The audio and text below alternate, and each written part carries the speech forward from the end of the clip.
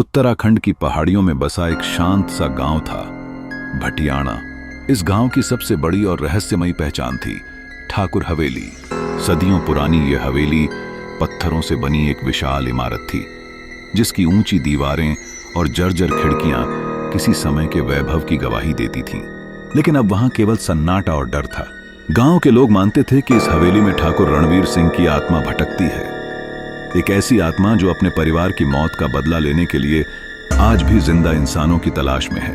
कहानी शुरू होती है एक युवा पत्रकार संध्या से, जो मुंबई में एक मशहूर न्यूज चैनल में काम करती थी। उसने most haunted places of India पर एक डॉक्यूमेंट्री सीरीज शुरू की थी। जब उसे ठाकुर हवेली के बारे में पता चला तो उसने तय किया कि वह वहां जाकर सच्चाई जानकर रहेगी। उसके साथ गए 2 कैमरामैन, अभय और निखिल, जो साहसिक थे लेकिन अंधविश्वास में विश्वास नहीं रखते थे। वे दिन में गांव पहुंचे। गांव वालों ने उन्हें हवेली की ओर जाने से मना किया। एक बूढ़ी औरत ने कांपती आवाज में कहा, बिटिया, जो भी उस हवेली में गया है लौटकर नहीं आया।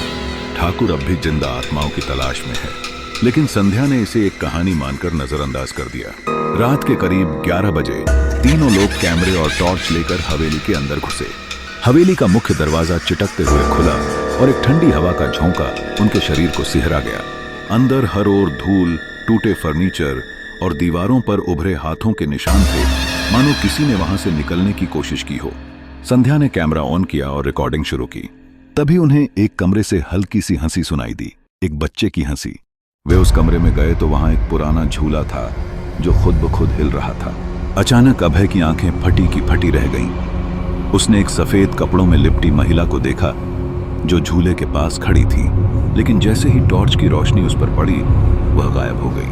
अब तक डर उन पर हावी होने लगा था, लेकिन उन्होंने शूटिंग जारी रखी। तभी हवेली के एक पुराने तहखाने में उन्हें एक बंद कमरा मिला, जिस पर लोहे की जंजीरें बंधी थीं। निखिल ने जैसे ही वो जंजीरें हटाई, एक झटका सा महसूस हुआ। दरवाजा खुला और अंदर अंधेरे में एक पुराना पलंग, दीवार पर कुछ संस्कृत में लिखे हुए मंत्र और एक कोने में 3 राख से भरे कलश पड़े थे। तभी अचानक हवेली की सारी खिड़कियां जोर से बंद हो गईं और पूरा घर कांपने लगा। चारों ओर से चीखें आने लगीं, औरत की, बच्चे की और किसी पुरुष की क्रोध भरी दहाड़। कैमरा अपने आप घूमने लगा और स्क्रीन पर धुंधले चेहरे उभरने लगे। अभय ने चिल्लाकर कहा, हमें यहाँ से निकलना होगा, लेकिन दरवाजे अब बंद हो चुके थे। संध्या ने देखा कि कमरे की दीवार पर खून से लिखा था, मेरा खून बहा, मेरा परिवार मारा गया, अब तुम मेरी जगह लोगे। एक घातक साया उन पर झपटा। कैमरा गिर गया और रिकॉर्डिंग वहीं बंद हो गई। अगले दिन गांव वालों ने हवेली के पास एक कैमरा और 3 बैग पड़े देखे, लेकिन कोई इंसान नहीं मिला। गांव में यह अफवाह फैल गई कि ठाकुर ने 3 और आत्माओं को अपनी हवेली का हिस्सा बना लिया है। कुछ महीनों बाद संध्या के चैनल पर एक वीडियो अपलोड हुआ, जिसमें बस अंधेरे, चीखों और एक महिला की आंखें थीं जो कैमरे में सीधे झांक रही थी। किसी ने वह वीडियो नहीं अपलोड किया। चैनल को बंद करना पड़ा। कहा जाता है कि ठाकुर हवेली अब उन आत्माओं से और भी ज्यादा भरी हुई है। वहां रात में सिर्फ एक आवाज गूंजती है, अब अगला कौन?